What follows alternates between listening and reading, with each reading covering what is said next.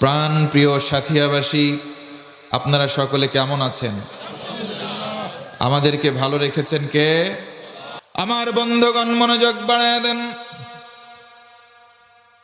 কেউ যদি এই কথা বলেন, আমি কোরআন পড়ব, আমি কোরআন বুঝবো, আমি আমার জীবনটা কোরআনের ছাঁচে গ্রহণ করব এবং গঠন করব, তার মানে বোঝা গেল ও মুসলমান, কেউ যদি বলে কোরআন পড়ব, কোরআন বুঝবো, কোরআন দিয়ে জীবন গড়ব, সঙ্গে সঙ্গে আমার আল্লাহ 3টা পুরস্কার নগদে তাকে দান করবেন। জোরে বলুন সুবহানাল্লাহ। নাম্বার 1, 1 নম্বর হলো তারফাউল উমার, ওই ব্যক্তির সম্মান ফিদ দুনিয়া ওয়াল আখিরা, সম্মান দুনিয়া আখিরাতে আল্লাহ বাড়িয়ে দেবেন। জোরে আরেকবার সুবহানাল্লাহ। সাথী আর মুসলমান, জানতে চাই, বলেন তো ভাই, সম্মান দেওয়ার মালিক আকাশ বাতাস মুখরিত করে বলেন তো কে? তার মানে বোঝা গেল সম্মান দুনিয়ার কোনো মানুষ দিতে পারে না, সম্মান কোনো প্রতিষ্ঠান নয়, সম্মান কোনো দল নয়, বরং সম্মান যিনি দেন, আওয়াজ দিয়ে আরেকবার বলেন তিনি কে? وَتُعِزُّ مَن تَشَاءُ وَتُذِلُّ مَن تَشَاءُ بِيَدِكَ الْخَيْرُ।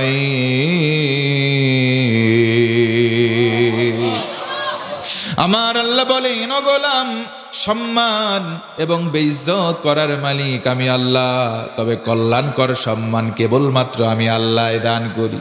তার মানে কেউ যদি অপমান হয়, ও মুসলমান, এই অপমান আল্লাহ দেন নাই।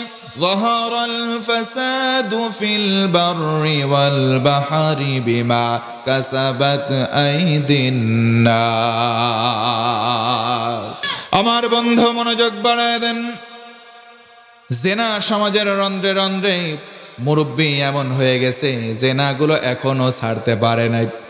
টুকটুকির মায়ের বাড়ির সামনে গিয়ে বলে, ও টুকটুকির মা, বয়স আমার বেশি না, শুধু চুল কটা পাহে গেছে বাতাসে, এমন মার্কা মুরব্বী দু একটা আছে না? নাই। শুধু যুবকরাই জেনা করবে বিষয়টা এমন নয়। নবীজি বলেন, শেষ জামানা, আখিরুজ জামান, ভূমিকম্প হবে, ভূমিকম্প হচ্ছেও তাই। কেন হবে? 4টা কারণে ভূমিকম্প হবে। তার মধ্যে অন্যতম কারণ হচ্ছে মদ এবং মাদকতা, তার মধ্যে হচ্ছে অশ্লীল গান আর নাচ, আর মধ্যে জেনা। এই 4টা গর্হিত কাজ বর্তমান সমাজে যখন বেড়ে গেছে, আল্লাহ রসুলের ভাষ্য অনুযায়ী আল্লাহ রব্বুল আলামিন শেষ জামানায় ভূমিকম্প আমাদের মাঝে দিতেছে। জোরে কোন আল্লাহু আকবার। আল্লাহ রাব্বুল আলামিন জিনা আমাদের জন্য হারাম করে দিলেন। লা তাকরাবুজ জিনা, জিনার কাছেও যেও না। জিনা মানুষের মাঝে বেড়ে যাচ্ছে, 1 নম্বর আমাদের দৃষ্টির মধ্যে সমস্যা। আবার মায়েদেরকেও কিছু বলতে হয়, মা, আমার বোন, গভীর মনোযোগ বাড়ান। আপনারা এমন এমন পোশাক পরেন, শাড়ি, ওইগুলোকে শাড়ি বলে না, মশারি বললেও গোনা হবে না। কথা বলেন ঠিক কিনা? শাড়ির নামে তারা মশারি পরে, এমন এমন শাড়ি পরে পিঠের মধ্যে ফুটবলের মতো বানায় রাখি, আছে না নাই? পিঠের মধ্যে এমন ব্লাউজ পরে ফুটবলের মতো ফাঁকা করে রাখে। এই জন্য বলি, আমার মা, আমার বোন, তুমি যদি ফুটবলের মাঠ বানাও, তাহলে আমার যুবক যারা আছে এরাও তো একটু মেসি নেইমার হয়ে ওই জায়গায় কিক মারতেই চাইবে। কথা বলেন ঠিক কিনা? তার মানে বোঝা গেল, আমার মা ও আমার বোন, তুমি আয়েশা খাদিজার উত্তরসূরি, তুমি জেনা করবা না, তোমার কারণে অন্য কেউ জাহান্নামে যাবে এটা যেন না হয়, তুমিও জান্নাতে যাবা। অন্য দেশে 10 জন থাকবে, তোমার মাধ্যমে জেনা করবে না, সেও যেন জাহান্নামের কীট না হয়। কথা কন ঠিক কিনা? তার মানে মুসলমান, বোঝা গেল চোখের মাধ্যমে জেনার উৎপত্তি হয়। তাহলে এবার জানতে চাই, এই চোখের সংবরণ করার দরকার আছে না নাই? আল্লাহর নবীর জামানায় একজন সাহাবী কেমন করে নিজেকে সংযত করতেন, সংযত করবার কারণে আমার আল্লাহর কাছে এতটা গ্রহণযোগ্যতা পেলেন। আল্লাহ রব্বুল আলামিন ঘোষণা দিলেন, আমার ওই বান্দার আমি হয়ে গেছি, সেই বান্দা আমি আল্লাহর হয়ে গেছে। কোন সুবহানাল্লাহ। আল্লাহর নবীর জামানায় নবী কোরআন হাতে নিলেন। কষ্ট হয়? চলবে? আল্লাহর নবীর জামানায় নবী কোরআন হাতে নিলেন, মানুষের মাঝে প্রচার শুরু করে দিলেন। এক সময় কেউ কেউ মুসলমান হয়, আবার কেউ কেউ প্রতিবন্ধকতা সৃষ্টি করে, কোরআন প্রচারে বাধা দেয়। আজও দেখবেন ওই সিলসিলা বাংলার জমিন সহ গোটা বিশ্বে দেখা যায়। কেউ কেউ ইসলাম মানে কোনো কথা নাই, কিন্তু আবার কেউ কেউ ইসলাম প্রচারে সরাসরি বাধা দেয়।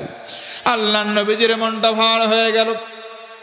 নবীজি আমার বসা আছেন, আল্লাহ রাব্বুল আলামিন সান্ত্বনা বাণী দিয়ে জিবরিল আমিন মারফত আয়াতে কারিমা নাজিল করে দিলেন, তাহা মা আনজালনা আলাইকাল কুরআনা লিতাশকা।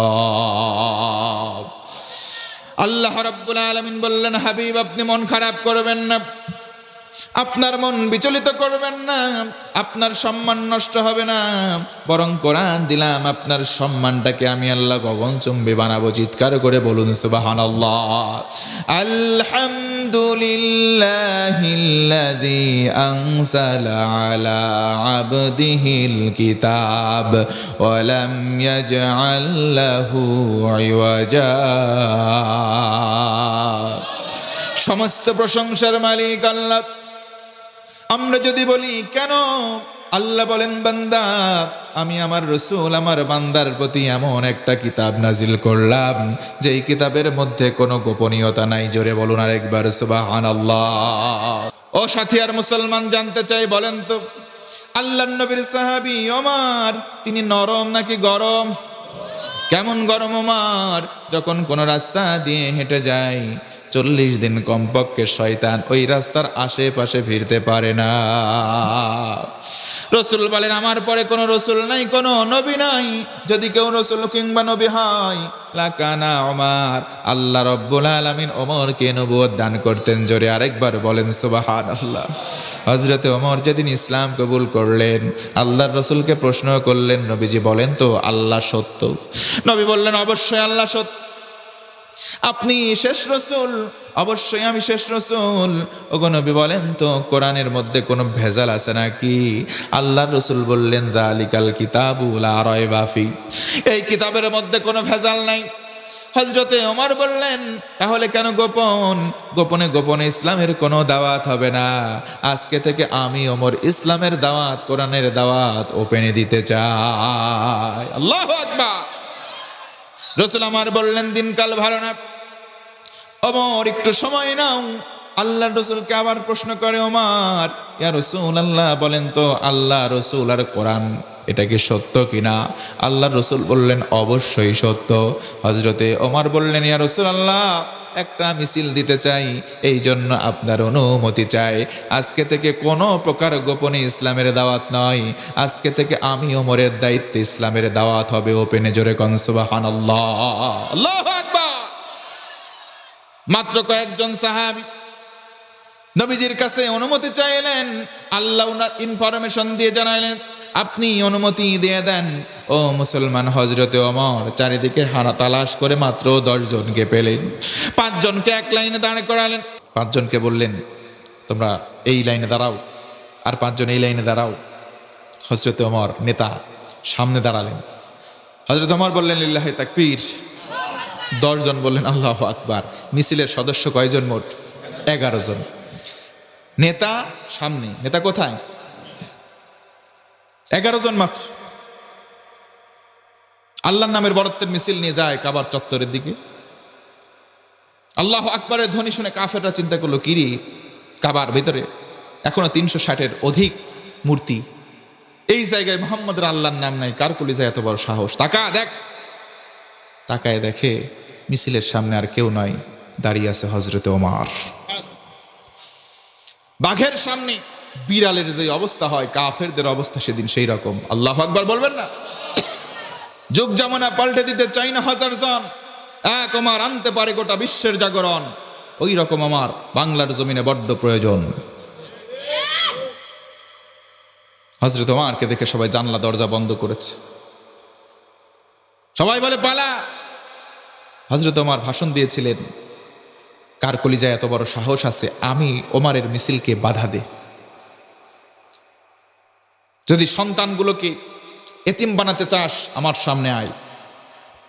বাপ মাকে যদি সন্তান হারা বানাতে চাস আমার সামনে আয়। স্ত্রীকে যদি বিধবা করতে চাস আমি ওমরের সামনে আই। আল্লাহু আকবার। একজনও আসে নাই। নেতা সামনে সামনে নেতৃত্ব দিতে হয়, ভিডিও কলে নেতৃত্ব দেওয়া যায় না। কথা বলেন ঠিক কিনা?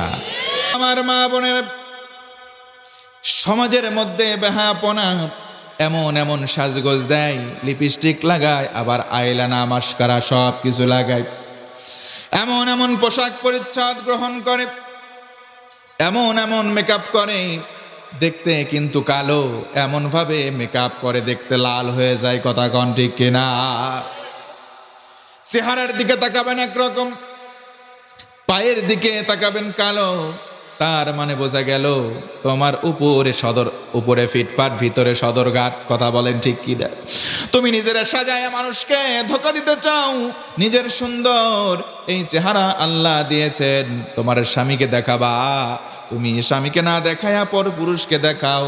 এই কারণে জেনার পরিমাণ সমাজে বেড়ে যাচ্ছে। কথা বলেন ঠিক কিনা? আল্লাহ রাব্বুল আলামিন বলেন, ইন্নাল্লাযীনা ইউহিব্বুনা আন তাশিআল ফাহিশা, যারা সমাজের মধ্যে চায় অশ্লীলতা ছড়িয়ে পড়ুক, তাদের উপর আল্লাহ পাকের লানত। জোরে কন্না আউযুবিল্লাহ। তার মানে বোঝা গেল সে পুরুষ হোক কিংবা নারী হোক, সমাজের মধ্যে যদি তার কোনো কর্মসূচির মাধ্যমে সমাজের মধ্যে অশ্লীলতা জেনা ছড়িয়ে পড়ে, আল্লাহ রব্বুল আলামিনের অভিশাপ তার উপরে পড়বেই। ঘোষণাকার। ও ভাইরা বলেন তো, আল্লাহর ওয়াদা কি মিথ্যা হতে পারে? আল্লাহ বলেন, ওয়াদাল্লাহি হাক্কুন, আল্লাহর ওয়াদা সত্য। ইন্নাল্লাহা লা ইউখলিফুল মিআদ, আল্লাহ যদি কোনো বিষয়ে ওয়াদা করেন সেটা আর ভঙ্গ হয় না। জোরে বলুন সুবহানাল্লাহ। 3 নম্বর কারণ হলো বিবাহ বিলম্বে দেওয়া। আজকে সমাজে যেটা হচ্ছে, বলে আমার মেয়ে কেবল honours first year, masters pass করবে, একটা চাকরি বাকরি করবে, এরপরে বিয়ে, তার আগে বিয়ে দেব না। আছে না নাই? এই যে ইসলাম বলে বিলম্বে, ডিলে করে, দেরি করে বিবাহ দেওয়া জেনাহের অন্যতম একটা কারণ। আরে ভাই, জৈবিক চাহিদা নাইকার। আপনি একটা মেয়েকে যখন মাস্টার্স পর্যন্ত পড়াবেন, সবাই সমান তা বলছি না, ম্যাক্সিমাম, আমি তো ইউনিভার্সিটির ছাত্র ভাই, দেখছি আমাদের পশ্চিম পাড়া, আমরা থাকতাম সৈয়দ আমির আলী হলে, পূর্ব পাড়ায় ছেলেদের হল, পশ্চিম পাড়ায় মেয়েদের হল। পশ্চিম পাড়ায় সন্ধ্যার পর থেকে পা দেওয়া যায় না, আর পূব পাড়ায় আমরা এতিমের মতো বসে থাকি, কেউ আসেই না। তার মানে বোঝা গেল বিশ্ববিদ্যালয় উন্মুক্ত জায়গা, সেইখানে যাবেন, 10টা যদি মেয়ে অনার্স মাস্টার্সে পড়ে, তার ভিতরে 8টাই হারাম সম্পর্কে লিপ্ত থাকে। আপনি ঠিক বললেও ঠিক, না বললেও ঠিক। এজন্য মেয়েরা দায়ী নয়, ছেলেরা দায়ী নয়, তাদের অভিভাবকরা দায়ী। নবীজি দায়ুস বলেছেন। তার মানে বিবাহ বিলম্বে দেওয়া এটা জেনা বেড়ে যাওয়ার অন্যতম একটা কারণ। কথা কন ঠিক কিনা?